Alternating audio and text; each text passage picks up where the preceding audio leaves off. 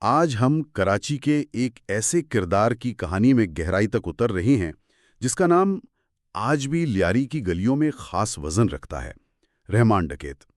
ہمارے پاس اس کی زندگی پر لکھی گئی کچھ تحریریں اور رپورٹس ہیں جو اس کی کہانی کے مختلف پہلوؤں کو بیان کرتی ہیں۔ جی، اور ہمارا مقصد یہاں صرف واقعات دہرانا نہیں ہے۔ بالکل، ہم یہ سمجھنا چاہتے ہیں کہ عبد الرحمان بلوچ رحمان ڈکیت بنا کیسے، وہ کیا حالات تھے، کیا مجبوریاں تھیں، یا شاید عزائم تھے جنہوں نے اسے ایک معمولی لڑکے سے لیاری کا آپ کہہ سکتے ہیں بےتاج بادشاہ بنا دیا۔ تو چلیں اس کہانی کو پرت در پرت کھولتے ہیں۔ تو کہانی کا آغاز ہوتا ہے لیاری سے 1970 کی دہائی میں۔ ہمارے سامنے جو مواد ہے اس میں لیاری کی جو تصویر کشی کی گئی ہے وہ کوئی بہت روشن نہیں ہے۔ بالکل نہیں، بے روزگاری عروج پر تھی، نسلوں سے چلی آ رہی دشمنیاں، اور پھر غیر قانونی اسلحہ، منشیات کے اڈے، یہ سب عام تھا۔ جی، یہ وہ ماحول تھا جس میں رحمان نے آنکھ کھولی۔ ایک غریب بلوچ خاندان میں پیدا ہوا، اور جو تحریریں ہمارے پاس ہیں ان کے مطابق وہ اسکول نہیں جا سکا۔ تو تعلیم کی کمی شروع سے ہی تھی۔ شروع سے ہی۔ اس کا نتیجہ کیا نکلا؟ ایک ایسا لڑکا جس کا مزاج ذرائع کے مطابق سخت تھا، ضدی تھا، غصے والا تھا۔ یہ کوئی حیرت کی بات تو نہیں لگتی ان حالات میں؟ بالکل نہیں۔ جب آپ کے پاس آگے بڑھنے کے جائز راستے بند ہوں تو آپ اپنی بقا کے لیے دوسرے راستے تلاش کرتے ہیں، اور وہ راستے اکثر قانون کے دائرے سے باہر ہوتے ہیں۔ تو کیا یہ کہنا ٹھیک ہوگا کہ اس کا مجرم بننا ایک طرح سے طے تھا؟ طے تھا کہنا شاید تھوڑی زیادتی ہو، لیکن امکانات بہت زیادہ تھے۔ دیکھیے، یہ ایک دن میں نہیں ہوا۔ اچھا۔ سفر بہت بدتدریج تھا۔ پہلے گلی کے کونے پر ہونے والے چھوٹے موٹے جھگڑے، جہاں اس نے اپنا رعب جمانا شروع کیا، اپنی دھاک بٹھانا جسے کہتے ہیں۔ بالکل۔ پھر جب لوگوں نے دیکھا کہ اس میں دم ہے تو اس نے بھتہ خوری شروع کی۔ اس کے بعد زمینوں پر قبضے۔ یہ ایک سیڑھی کی طرح ہے جس کا ہر قدم آپ کو اوپر نہیں بلکہ اور گہرائی میں لے جاتا ہے۔ اور ہر قدم پر اسے یہ احساس ہوتا گیا کہ اس نظام میں طاقت ہی سب کچھ ہے۔ صحیح۔ اور پھر وہ وقت آیا جب اس نے اس غیر منظم طاقت کو منظم کرنا شروع کیا، مطلب اپنا گینگ بنایا۔ اور یہ وہ لمحہ ہے جہاں وہ ایک گلی کے گنڈے سے ایک آرگنائزڈ کرائم باس بننے جا رہا ہے۔ یہ تبدیلی کیسے آئی؟ یہ تبدیلی لیاری کے سیاسی اور سماجی حالات کی وجہ سے آئی۔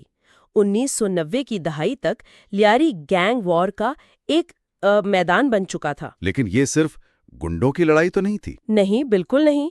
اس میں سیاسی جماعتوں کی سرپرستی بھی شامل تھی۔ اسی ماحول میں رحمان نے اپنا ڈکیت گروہ بنایا۔ اس کا مقصد صرف پیسہ کمانا نہیں تھا بلکہ علاقے پر مکمل کنٹرول حاصل کرنا تھا۔ وہ لیاری کی گلی پاور بننا چاہتا تھا۔ اور اس کنٹرول کی راہ میں اس کے دشمن بھی کھڑے تھے۔ خاص طور پر دو نام بار بار آتے ہیں، ارشد پپو اور غفار ذکری۔ جی۔ ان کی دشمنی کی اصل وجہ کیا تھی؟ کیا یہ کوئی ذاتی لڑائی تھی؟ ذاتی سے کہیں زیادہ یہ کاروباری اور علاقائی دشمنی تھی۔ یہ جنگ اس بات پر تھی کہ لیاری کی بندرگاہ سے قریب کی گلیوں پر کس کا کنٹرول ہوگا، منشیات کے روٹس کس کے ہاتھ میں ہوں گے، اور بھتے کا نظام کون چلائے گا۔ بالکل، یہ کروڑوں روپے کا کھیل تھا۔ ارشد پپو اور غفار ذکری دی اسی کھیل کے بڑے کھلاڑی تھے۔ ان کی لڑائیوں نے لیاری کو ایک حقیقی جنگ کے میدان میں بدل دیا تھا۔ اور اس جنگ کا سب سے زیادہ نقصان تو عام لوگوں کا ہوا ہوگا۔ ہمارے پاس جو رپورٹس ہیں ان میں ٹارگٹ کلنگ اور خوف کی فضا کا ذکر ہے جس نے وہاں کی زندگی کو مفلوج کر دیا تھا۔ یقیناً، جب ریاست کمزور پڑ جاتی ہے یا کسی علاقے سے اپنی رٹ اٹھا لیتی ہے تو اس خلا کو ایسے ہی گروہ پر کرتے ہیں۔ اور ان کی لڑائیاں صرف ان تک محدود نہیں رہتی۔ کبھی نہیں۔ ہر شہری اس کی قیمت چکاتا ہے۔ ایک عام دکاندار کو بھتہ دینا پڑتا تھا۔ ایک عام نوجوان کو خوف تھا کہ وہ گلی میں غلط وقت پر نکلنے پر گولی کا نشانہ نہ بن جائے۔ لیاری کے لوگوں نے کئی سال اس عذاب میں گزارے۔ اچھا، یہاں ایک بہت اہم نقطہ سیاسی تعلقات کا ہے۔ آپ نے ذکر کیا کہ گینگ وار میں سیاسی سرپرستی شامل تھی۔ یہ تعلقات کس نوعیت کے تھے؟ دیکھیں، یہ ایک دو طرفہ تعلق تھا۔ سیاستدانوں کو انتخابات کے دوران ووٹوں کو منظم کرنے، اپنے جلسوں کے لیے ہجوم اکٹھا کرنے اور مخالفین کو ڈرانے دھمکانے کے لیے مسل پاور کی ضرورت ہوتی تھی۔ اور رحمان اور اس کا گینگ یہ سب کچھ فراہم کرتا تھا۔ جی بالکل۔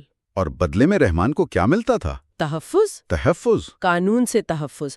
رپورٹس بتاتی ہیں کہ وہ کئی بار گرفتار ہوا، لیکن ہر بار پراسرار طور پر رہا ہو گیا۔ ہر بار؟ جی، وجہ یہی تھی کہ جب بھی اس پر ہاتھ ڈالا جاتا کہیں نہ کہیں سے سیاسی دباؤ آ جاتا تھا، ثبوت کمزور کر دیے جاتے، گواہ خوف کے مارے منحرف ہو جاتے۔ اور وہ کچھ ہی عرصے میں واپس لیاری میں اپنے گینگ کی قیادت کر رہا ہوتا تھا۔ بالکل، یہ جرم اور سیاست کا ایک ایسا گٹھ جوڑ تھا جس نے قانون کو بے بس کر دیا تھا۔ یہ بات ہضم کرنا تھوڑا مشکل ہے کہ شہر کا سب سے بڑا گینگ لیڈر یوں کھلے عام کام کرتا رہا اور قانون نافذ کرنے والے ادارے کچھ نہ کر سکیں۔ کیا یہ صرف نظام کی کمزوری تھی یا رحمان خود بھی غیر معمولی طور پر شاطر تھا؟ میرے خیال میں دونوں باتیں تھیں۔ نظام میں کمزوریاں تو تھیں، لیکن رحمان ان کمزوریوں کو استعمال کرنے کا ماہر تھا۔ وہ جانتا تھا کہ کس کو خریدنا ہے، کس کو ڈرانا ہے اور کب کس سیاسی طاقت کا سہارا لینا ہے۔ وہ جیل میں بیٹھ کر بھی اپنا نیٹ ورک چلا رہا ہوتا تھا؟ جی، رپورٹس تو یہی کہتی ہیں۔ اس نے ایک متوازی نظام قائم کر لیا تھا جس کے سامنے سرکاری نظام اکثر بے بس نظر آتا تھا۔ اور اسی طاقت کی وجہ سے 2000 سے 2008 تک اس کا عروج رہا۔ وہ لیاری کا سب سے طاقتور شخص بن چکا تھا۔ بلا شبہ۔ لیکن یہاں ایک بہت عجیب بات سامنے آتی ہے جو ہمارے مواد میں بھی موجود ہے۔ ایک طرف تو وہ خوف کی علامت تھا، لیکن کچھ عام لوگ اسے اپنا مسیحا یا رابن ہوڈ بھی سمجھتے تھے۔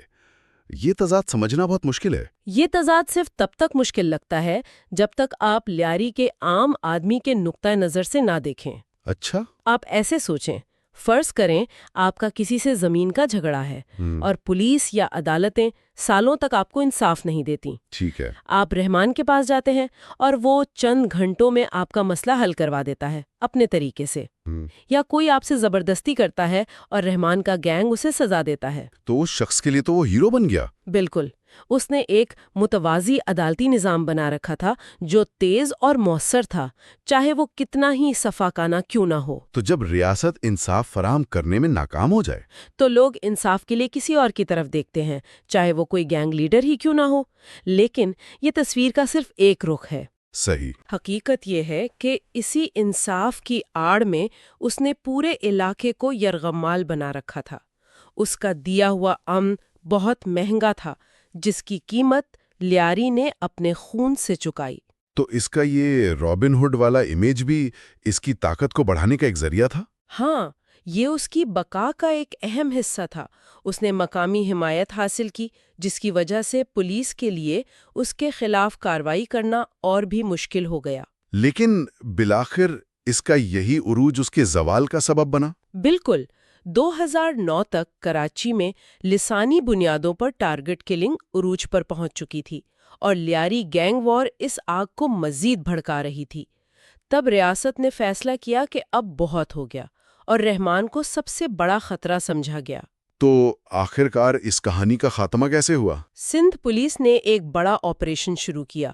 مہینوں تک اس کا پیچھا کیا گیا اور آخرکار 4 جولائی 2009 کو کراچی کے سٹیل ٹاؤن کے قریب ایک پولیس مقابلے کا اعلان کیا گیا۔ ایک منٹ، کراچی میں پولیس مقابلے کی اصطلاح اکثر متنازع رہی ہے۔ کیا ذرائع میں اس بات پر کوئی تفصیل ہے کہ اس مقابلے پر سوالات کیوں اٹھائے گئے؟ جی بالکل، سرکاری بیان تو یہی تھا کہ رحمان نے اپنے ساتھیوں کے ساتھ فرار ہونے کی کوشش کی، پولیس پر فائرنگ کی اور جوابی فائرنگ میں مارا گیا۔ لیکن بہت سے حلقوں نے اسے ایک طے شدہ ماورائے عدالت قتل قرار دیا۔ ان کا موقف تھا کہ اسے زندہ گرفتار کر کے عدالت میں پیش کیا جا سکتا تھا۔ شاید کچھ لوگ نہیں چاہتے تھے کہ وہ عدالت میں اپنے سیاسی سرپرستوں کے نام لے۔ یہی خدشہ ظاہر کیا گیا تھا۔ سچ کیا ہے یہ شاید کبھی سامنے نہ آئے، لیکن پولیس کا موقف یہی رہا کہ یہ ایک حقیقی مقابلہ تھا۔ اور اس کی موت کے بعد کیا لیاری میں امن قائم ہو گیا؟ کیا گینگ وار ختم ہو گئی؟ یہ اس کہانی کا سب سے اہم اور تلخ سبق ہے۔ نہیں، ایسا کچھ نہیں ہوا۔ کچھ بھی نہیں؟ رحمان کے مرنے سے ایک خلا ضرور پیدا ہوا، لیکن وہ خلا امن سے نہیں بھرا، بلکہ اس خلا کو پر کرنے کے لیے جنگ اور بھی شدید ہو گئی۔ تو اس کے بعد عزیر بلوچ، غفار ذکری اور ارشد پپو کی گروہوں کے درمیان لڑائی پہلے سے بھی زیادہ تیز ہو گئی۔ لیاری کے حالات مزید تباہ ہوئے۔ تو مطلب ایک شخص کو ہٹانے سے مسئلہ حل نہیں ہوا؟ بالکل نہیں۔ اس سے یہ ثابت ہوا کہ رحمان ڈکیت ایک شخص کا نام نہیں بلکہ ایک سوچ اور ایک نظام کی پیداوار تھا۔ آپ ایک شخص کو تو مار سکتے ہیں لیکن جب تک وہ حالات موجود ہیں جو ایسے لوگوں کو پیدا کرتے ہیں تب تک کوئی نہ کوئی اس کی جگہ لینے کے لیے آ جائے گا۔ اور ایسا ہی ہوا۔ لیاری کے حالات اس کے بعد بھی کئی سالوں تک خراب رہے۔ تو اگر ہم اس پوری کہانی کو سمیٹیں تو اس کا اصل سبق کیا ہے؟ رحمان ڈکیت کی زندگی ہمیں کیا دکھاتی ہے؟ کیا یہ صرف ایک مجرم کی کہانی ہے یا اس سے کچھ بڑا ہے؟ یہ ایک فرد کی کہانی سے کہیں بڑھ کر ہے۔ یہ کہانی ہمیں بتاتی ہے کہ جب معاشرہ اپنے نوجوانوں کو تعلیم، روزگار اور انصاف دینے میں ناکام ہو جاتا ہے تو وہ اپنی بقا کے لیے جرائم کی دنیا میں پناہ لیتے ہیں۔ اور یہ بھی کہ کس طرح سیاسی مفادات شہروں کو تباہ کر دیتے ہیں اور قانون کو بے وقت بنا دیتے ہیں۔ جی، یہ جرم کی تعریف نہیں بلکہ اس کی تباہ کن حقیقت کا ایک آئینہ ہے۔ اس کی کہانی سن کر یہ خیال آتا ہے کہ شاید اگر اسے بہتر مواقع ملتے تو وہ اپنی یہ توانائی، یہ ذہانت کسی مثبت کام میں لگاتا۔ اور یہی وہ نقطہ ہے جو ہمیں سوچنے پر مجبور کرتا ہے۔ ہمارے سامنے جو مواد ہے وہ واضح کرتا ہے کہ رحمان اپنے ماحول کی پیداوار تھا، اور وہ ماحول آج بھی موجود ہے۔ آج بھی لیاری اور اس جیسے کئی علاقوں میں وہی غربت، بے روزگاری اور محرومی موجود ہے۔ تو یہاں آ کر ایک بہت بڑا سوال ذہن میں آتا ہے، اس چکر کو توڑنے کے لیے اصل میں کیا کرنے کی ضرورت ہے؟ کیا صرف ایک اور گینگ لیڈر کو مار دینے سے مسئلہ حل ہو جائے گا؟ یا ان بنیادی وجوہات کو ختم کرنا ہوگا جو نوجوانوں کو بندوق اٹھانے پر مجبور کرتی ہیں؟ اصل سوال یہ نہیں کہ اگلا رحمان ڈکیت کون ہوگا، بلکہ یہ ہے کہ ہم ایک ایسا معاشرہ کب بنائیں گے جہاں کسی کو رحمان ڈکیت بننے کی ضرورت ہی نہ پڑے۔